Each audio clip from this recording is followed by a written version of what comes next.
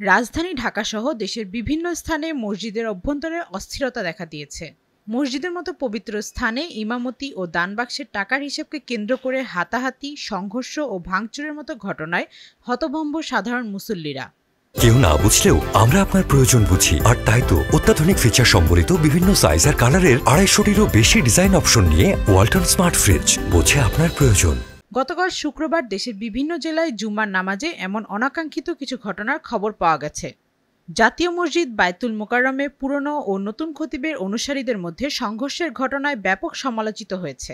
জুমার নামাজে ইমামতি নিয়ে বায়তুল মোকাররমের সাবেক খতিব রুহুল আমিন এবং বর্তমান খতিব মুফতি ওয়ালিউর রহমান খানের অনুসারীদের মধ্যে সংঘর্ষ বাধে।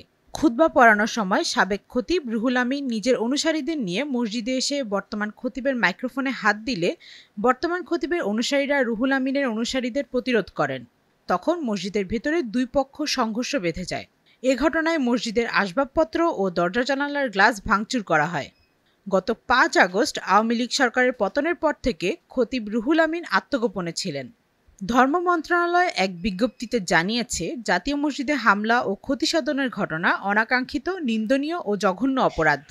এই ঘটনার সুষ্ঠু তদন্ত সাপেক্ষে অপরাধীদের বিরুদ্ধে কঠোর আইনানুগ ব্যবস্থা নিতে সরকার বদ্ধপরিকর।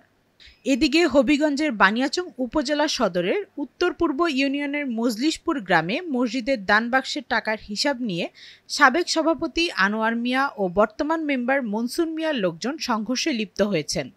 সাবেক সভাপতি দানবাক্সের টাকার হিসাব নিতে এলে অনাকাঙ্ক্ষিত ঘটনা ঘটে।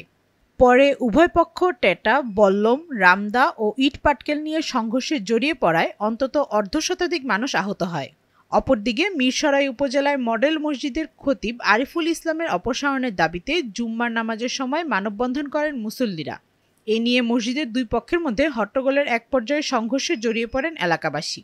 ইমামতি, কমিটি ও দানবাক্সের টাকাকে কেন্দ্র করে দেশের বিভিন্ন মসজিদে নামাজের সময় অরাজকতা সৃষ্টির ঘটনায় উদ্বেগ প্রকাশ করেছেন সাধারণ মানুষ।